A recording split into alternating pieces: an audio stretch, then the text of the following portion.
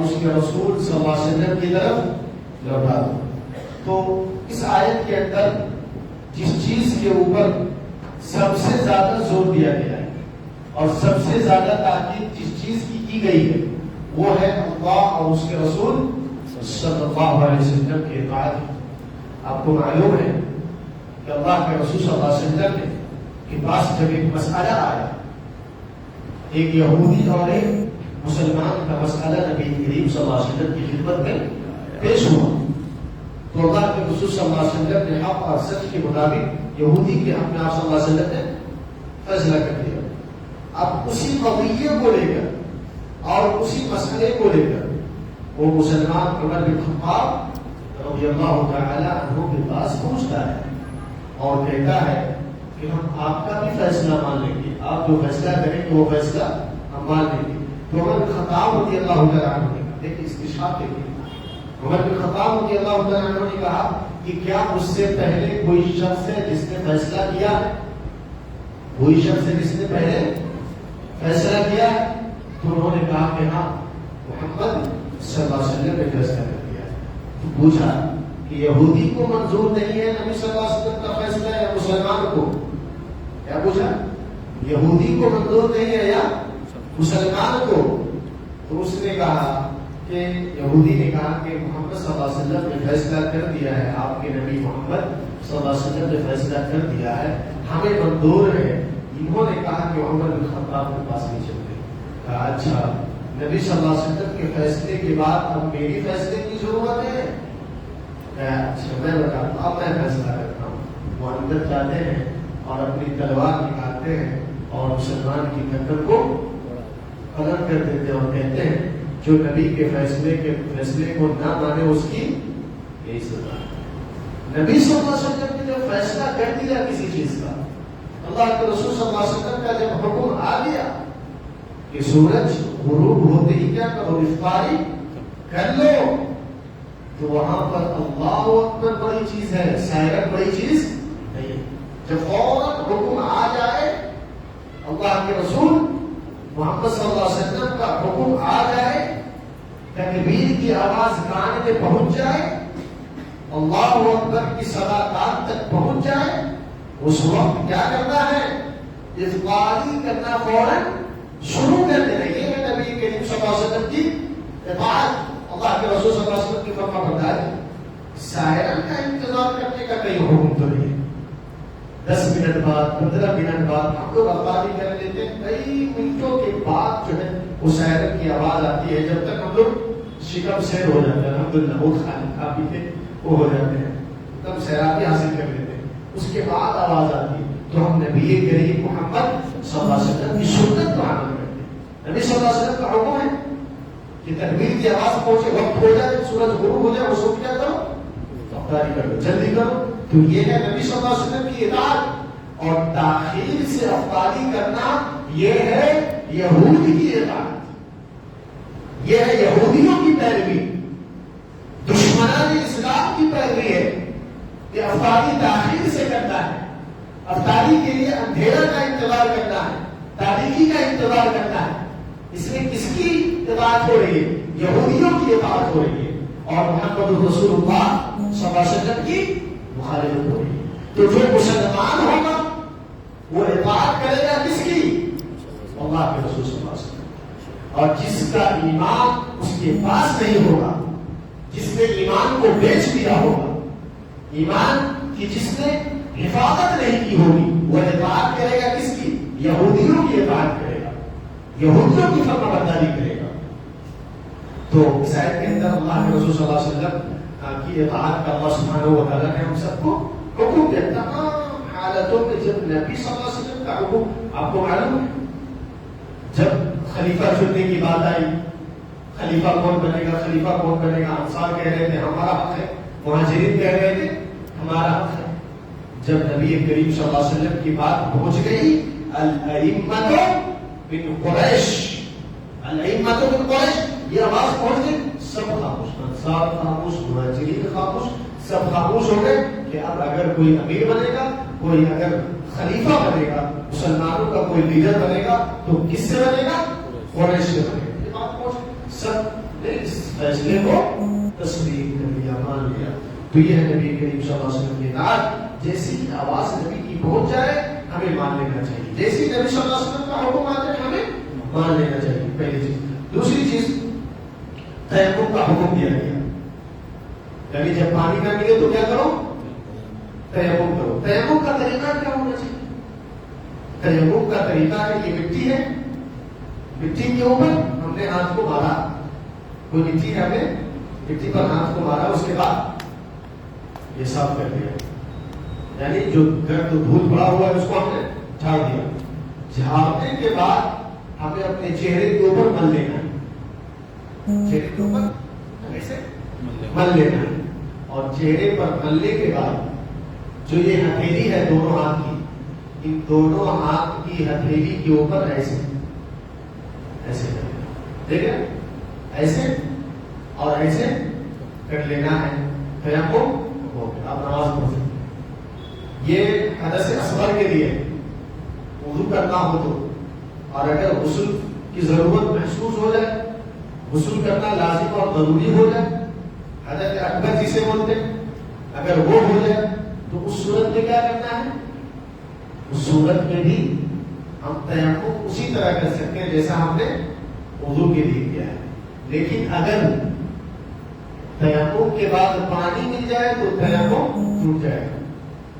پانی اگر مل جائے تیمم کرنے کے بعد تو کیا ہوگا؟ پانی وضو تیمم ختم ہو جائے گا، ہمیں پانی سے جو ہے غسل یا وضو کرنا ضروری ہمارے لیے ہو جائے گا۔ اس کے بعد نماز عصر کرنے کا حکم دیا گیا کہ جب تم سفر میں رہو تو کیا کرو؟ عصر کرو۔ سفر کا اطلاق کس پر ہوگا؟ کتنی دوری ہم طے کریں گے تو نماز ہم عصر کر سکتے ہیں؟ کتنی دوری؟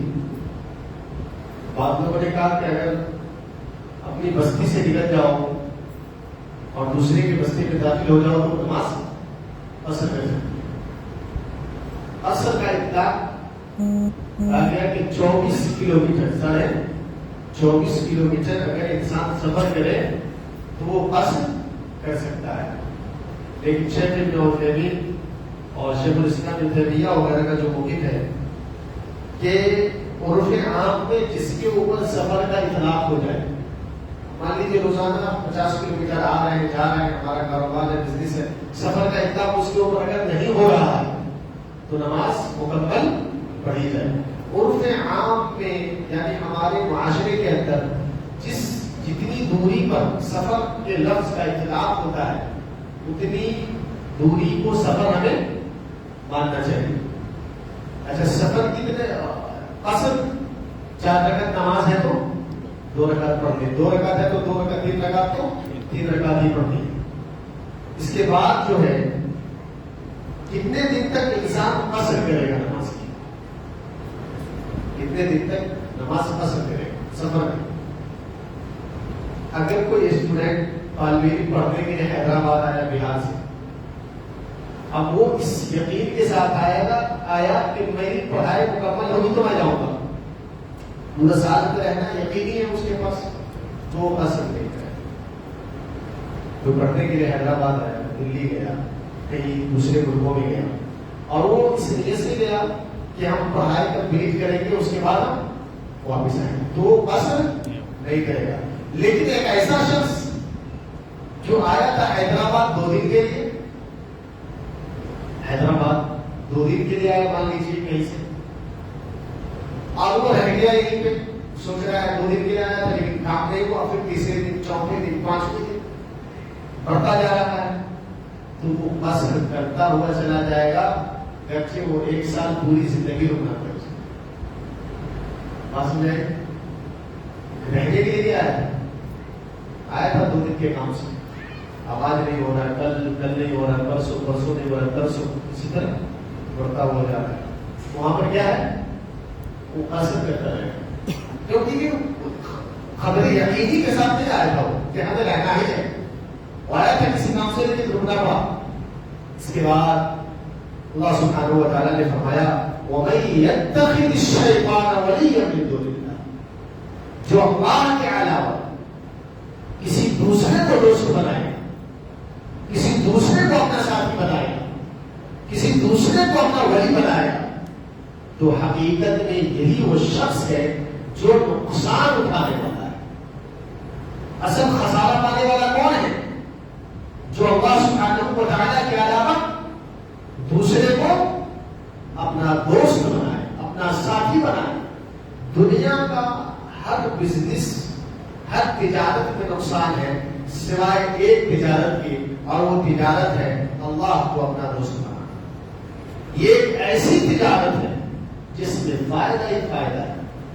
یہ تجارت ایسی ہے جس میں فائدہ ہی فائدہ ہے، نقصان کہیں بھی نہیں ہے۔ اس کے علاوہ جو بھی تجارت ہے سب کے اندر کیا ہے؟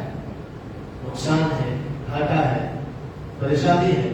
تو اس آیت کے اندر اللہ تعالی نے فرمایا وَمَن يَتَّخِذِ الشَّيْطَانَ وَلِيًّا مِن دُونِ اللَّهِ فَقَدْ خَسِرَ خُسْرَانًا مُبِينًا۔ جو اللہ کے علاوہ دوسرے کو دوست بنائے گا وہ حقیقت میں نقصان اٹھانے والا ہے۔ اس کے بعد آپ دیکھیں گے استغفار کرنے کا حکم دے گا، استغفر اللہ۔ اے نبی صلی اللہ علیہ وسلم آپ بخشش طلب کیجیے، استغفار کیجیے۔ قرآن کے اندر خطاب 3 طرح کا، کتنے طرح کا؟ 3 طرح۔ یا تو کوئی مسئلہ ایسا جو نبی کے ساتھ خاص ہے، اس میں کوئی شامل نہیں ہے، خطاب نبی سے ہے اس کے اندر۔ دوسرا مومنین بھی شامل ہے، خطاب اللہ کے رسول صلی اللہ علیہ وسلم سے ہے اور مومن۔ تو دوسرے میں یہ ہے کہ اللہ کے رسول سے خطاب ہو، لیکن قرینہ کوئی ایسا پایا جائے جو اس بات پر دلالت کرے کہ اس خطاب میں مومنین بھی نبی کے ساتھ شامل ہیں۔ مثال کے طور پہ یا ایھا النبی اذا طلقتم النساء، خطاب کس سے ہے؟ اللہ کے رسول صلی اللہ علیہ وسلم سے۔ یا ایھا النبی، اے نبی صلی اللہ علیہ وسلم، لیکن اس کے بعد کا جو صیغہ ہے اذا طلقتم، اذا طلقتم، جب تم، تو نبی تو ایک ہے اور صیغہ آ رہا ہے جمع حاضر کا، جمع مذکر حاضر کا صیغہ آ رہا ہے۔ تو یہ جمع مذکر حاضر کا صیغہ اس بات کے اوپر دلالت کر رہا ہے کہ خطاب نبی سے ہے، لیکن یہ قرینہ جو جمع مذکر حاضر کا صیغہ ہے یہ بتا رہا ہے کہ اس حکم میں نبی اور غیر نبی جو نبی صلی اللہ علیہ وسلم کے ماننے والے لوگ ہیں سب کیا ہے؟ شامل۔ اسی طریقے سے ایک خطاب ایسا ہے جو نبی سے ہو لیکن اس حکم میں سب شامل ہے۔ واستغفر اللہ، سبح اسم ربک الاعلی، یہ خطاب کس سے ہے؟ نبی صلی اللہ علیہ وسلم سے ہے، لیکن حکم جو اس کے اندر ہے استغفار کی، حکم جو ہے تسبیح کی، تحمید اور تقدیس کی، اس حکم میں نبی صلی اللہ علیہ وسلم کے ساتھ مومنین بھی کیا ہے؟ شامل ہے۔ تو اللہ تعالیٰ نے فرمایا واستغفر اللہ ان اللہ کان غفورا، استغفار طلب کیجیے، بخشش طلب کیجیے۔ اور نبی کریم صلی اللہ علیہ وسلم ایک ایک مجلس میں 100 بار استغفار کیا کرتے تھے، 70 بار اللہ کے رسول صلی اللہ علیہ وسلم اللہ سبحانہ و تعالیٰ سے کیا کرتے تھے؟ بخشش طلب کرتے تھے۔ ایک بنیادی چیز بتا رہا ہوں، ذہن میں بٹھائی، پوری زندگی یاد رکھیں اور اپنی نسلوں کو بھی بتا دیں۔ 2 چیزیں جب ہوتی ہیں تو اللہ کا عذاب نہیں آتا۔ 2 چیزیں جب ہوتی ہے، کافر یہودی اسرائیل ایٹم کی طاقت ہو، کچھ بھی ہو، اگر اللہ تعالیٰ نہ چاہے تو کچھ کر سکتا ہے۔ اگر وہ ہمیں مارے گا تو اللہ کے حکم سے، اگر ہمارے اوپر غالب آ جائے گا تو اللہ کے حکم سے۔ ہمارے گناہوں کے نتائج اور ہمارے گناہوں کی وجہ سے، ہمارے بدعمالیوں کی وجہ سے کوئی جابر غالب سلطان جب بھی متعین ہوگا یہ ہمارے اوپر، ورنہ کرسی اور زمینی جو طاقت ہے اور بادشاہ بننے کی جو صلاحیت ہے اور دنیا پر راج جو کرنا ہے وہ کس کو کرنا ہے؟ صرف مومنوں کے علاوہ کسی کے لیے نہیں۔ زمین پر وہ جو حاکم بنے حکومت کرے کسی کے لیے نہیں، جیسے نہیں، اللہ کی زمین ہے، اللہ والا ہی حکومت کرے، لیکن بدعمالیوں کی وجہ سے کفار مشرکین غالب آ گئے۔ 2 چیزیں ایسی ہیں جن کی وجہ سے ہم غالب رہ سکتے ہیں ہمیشہ، اللہ ہمیں عذاب میں گرفتار نہیں کرے۔ 2 میں سے ایک چیز تو رخصت ہو چکی ہے، اب وہ کون ہے؟ نبی کریم محمد صلی اللہ علیہ وسلم۔ ما كان الله ليعذبهم تعذبهم وانت فيهم. اللہ سبحانہ و تعالیٰ کے لیے مناسب نہیں ہے کہ اللہ سبحانہ و تعالیٰ عذاب نہیں دے گا نبی صلی اللہ علیہ وسلم آپ کی قوم اور آپ کی امت کو جب تک آپ ان کے درمیان موجود ہیں. کوئی بہت بڑا عذاب اس قوم کے اوپر آنے والا نہیں. کسی بڑی تکلیف میں اللہ تعالیٰ اس امت کو مبتلا نہیں کرے گا جب تک کہ اے نبی صلی اللہ علیہ وسلم آپ موجود ہیں. تو یہ چیز تو ہم سے رخصت ہوگی. وہ امانت ہمارے پاس ہے. اللہ کے نبی صلی اللہ علیہ وسلم بہت پا چکے ہیں. نبی صلی اللہ علیہ وسلم اس دنیا سے رخصت ہو چکے ہیں. جب تک نبی تھے تب تک عذاب نہیں آ سکتا. کوئی ہم تک مسلط نہیں ہو سکتا تھا کوئی قوم اور نہ ہوئی. ایک چیز تھی. دوسری چیز ہے جس کی وجہ سے ہم پر قومیں مسلط نہیں آ سکتی. ہم پر دشمن طاقتیں آج نہیں آ سکتی ہے جب تک ہم دوسری چیز کو لازم پکڑیں گے. اور وہ دوسری چیز کیا ہے؟ وَمَا كَانَ اللَّهُ مُعَذِّبَهُمْ وَهُمْ يَسْتَغْفِرُونَ. جب تک مسلمان استغفار کرے گا، جب تک مسلمان بخشش طلب کرے گا، جب تک مسلمان استغفر اللہ پڑھے گا. استغفر اللہ میں صرف اتنی طاقت ہے کہ پوری دنیا بھی ایک طرف ہو جائے، ایک بال بھی مسلمانوں کا باقی نہیں کر سکتا. لیکن ہم نے استغفار کو چھوڑ دیا. ہم نے رب سے بخشش طلب کرنا چھوڑ دیا. ہم استغفار نہیں کر رہے، جس کی وجہ سے اللہ سبحانہ و تعالیٰ اپنے دشمنوں کو اور جو جہنمی ہے جہنمیوں کو اللہ سبحانہ و تعالیٰ نے اپنے دشمنوں کو ہمارے اوپر کیا کیا؟ غالب کر دیا. کیونکہ ہم نے استغفار کو چھوڑ دیا. ہم نے رب سے بخشش نہیں طلب کر دیا. ہم استغفار نہیں پڑھتے جبکہ استغفار کے لیے وقت بھی نہیں ہو رہا. اور استغفار کتنی بڑی طاقت ہے جو ایٹمی پاور اور جو بڑی بڑی ٹیکنالوجی پہ فخر کرنے والے اور بڑی بڑی طاقتوں کا ڈھول پیٹنے والے جو لوگ ہیں ان تمام طاقتوں کے اوپر پوری دنیا اسلحے سے بھر جائے، پوری طاقت جمع کر لے دنیا، اگر مسلمان صرف استغفر اللہ پڑھے دنیا خالی نہیں آ سکتی، کبھی نہیں آ سکتی. قرآن کا حکم ہے، یہ اللہ کا فرمان ہے، یہ کسی مولوی کی بات نہیں ہے. یہ قرآن کا حکم ہے کہ جب تک نبی موجود ہے اس امت کے اوپر کوئی دوسری امت غالب نہیں آ سکتی. اور جب تک یہ امت استغفار کرے گی اس امت کے اوپر دوسری امت غالب نہیں آ سکتی، فتح نہیں حاصل کر سکتی. اگر کوئی ہم پر فتح حاصل کر رہا ہے، اگر ہمارے ساتھ برا ہو رہا ہے، اگر ہمارے خلاف سازش ہو رہی ہے، تو اس کا مطلب ہے کہ ہم نے استغفار کو چھوڑ دیا. آج سے پوری دنیا کے مسلمان اگر استغفار کرنا شروع کر دے، امریکہ ہمارا غلام ہو سکتا ہے، اسرائیل کو ہم اپنا غلام بنا سکتے ہیں، دشمنان اسلام کو ہم جو ہے اپنا غلام اور اپنا خادم بنا سکتے ہیں. وہ ہماری جھوٹیاں صاف کرنے لگے گا. آج سے آپ ٹیکنالوجی کو چھوڑیں گا، چھوڑیے ان تمام چیزوں کو چھوڑیے، صرف ایک رب کے اوپر توکل کر کے صرف استغفار کریں انسان. بس استغفار پوری طاقت ایک طرف صرف استغفر اللہ دو ہی کرتے کیا استغفر ایک طرف پوری طاقت ایک طرف. تو یہ امانت ہمارے پاس موجود ہے.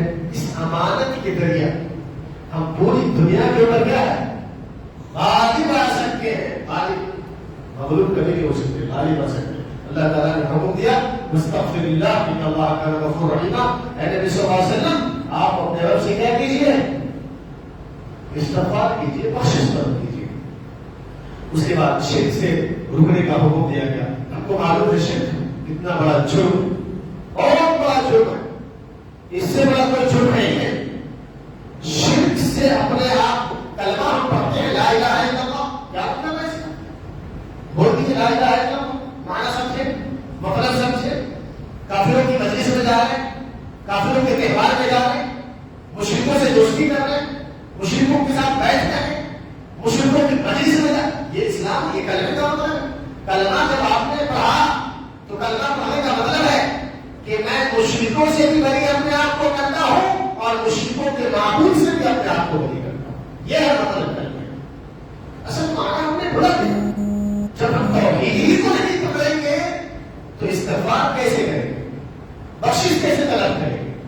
آج دیکھ لیجیے شرک کی وجہ سے مسلمانوں کی تباہی ہے، اور یہ ہمارا جائزہ ہے، ہم نے دیکھا ہے نیپال کے اندر بھی ہمارا جائزہ ہے، یہ تجربہ رہا ہے، جو بھی چھوٹی عمر ہے ہماری اس عمر میں ہم نے دیکھا ہے جو بھی توحید والوں کی بستی ہے کافر اس میں غالب نہیں آیا، کبھی نہیں آیا، گرچہ تعداد میں کم ہے، جہاں بھی فساد ہوا مشرکوں کی وجہ سے ہوا، قبر والوں کی وجہ سے ہوا، صرف قبر پرستی کی بنا پر اللہ تعالیٰ خطرناک ہوتا ہے، اللہ جو غصہ ہوتا ہے صرف اس بنا پہ کہ اس کے ساتھ کسی کو شریک کیا جائے، کلمہ بھی پڑھتے ہو اور معبودان باطلہ اور جو سو چکے ہیں جو کچھ نہیں کر سکتے ان لوگوں کی غلامی کا پٹا ڈالتے ہو، کلمہ محمد رسول اللہ کا اور غلامی کا پٹا اپنے پیر مرید اور ایسے لوگ جو نماز نہیں پڑھتے، جو نماز کے پابند نہیں ہے اور قبر والوں کو اپنا شریک بناتے، قبر والوں سے مانگتے، جن کی جو ہے تمام راتیں، تمام ایام، روزے مرہ تمام کے تمام اوقات جن کی قبروں پہ گزرتی ہے، قبر پرستی پہ گزرتی ہے، ان پر اللہ کا رحمت کیسے آئے گا؟ اور شرک ہی وہ چیز ہے جس کی بنا پر ہم آج پیچھے ہیں۔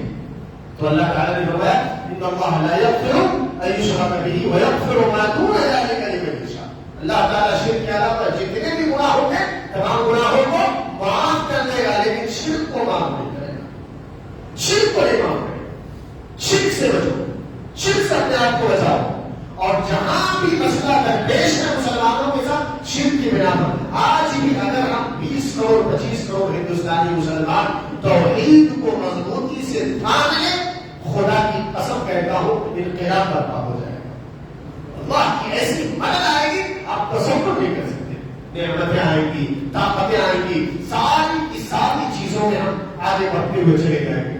جب توحید کو ہم چھوڑ دیے اللہ نے چھوڑ دیا، وبا میں تم ہو نصارا تو تمدن میں حلول، وبا میں تم ہو نصارا تو تمدن میں حلول، یہ مسلمان ہیں جنہیں دیکھ کر شرمائے یہود معزز تھے زمانے میں، مسلمان ہو کر ہم خار ہوئے، ذلیل ہوئے، تاریخ غلام ہو کر ہم نے قرآن کو چھوڑ دیا، توحید کو چھوڑ دیا، ہم نے شرک کے دامن کو پکڑ دیا، ہم شرک پر چلنا شروع ہو گئے، مشرکوں میں سے ہو گئے، تو اسی لیے اللہ تعالیٰ ہم سے ناراض ہو گیا۔ تو شرک سے بچیے، اپنے گھر والوں کو بچائیے۔ آخر میں اللہ تعالیٰ سے دعا ہے کہ اللہ تعالیٰ ہم سب کو شرک سے بچنے کی توفیق عطا فرمائے، اللہ تعالیٰ ہم سب کو اپنے رب کو، اللہ کو اپنا دوست بنانے کی توفیق نصیب فرمائے، اللہ تعالیٰ ہم سب کو اپنے نبی محمد رسول اللہ صلی اللہ علیہ وسلم کی پکی اور سچی اطاعت کرنے کی توفیق نصیب فرمائے۔ آمین وآخر دعوانا الحمدللہ رب العالمین، سبحانك اللهم وبحمدك اشهد ان لا اله الا انت استغفرك واتوب اليك، اللهم صل وسلم على خير خلق محمد وعلى اله وصحبه اجمعين۔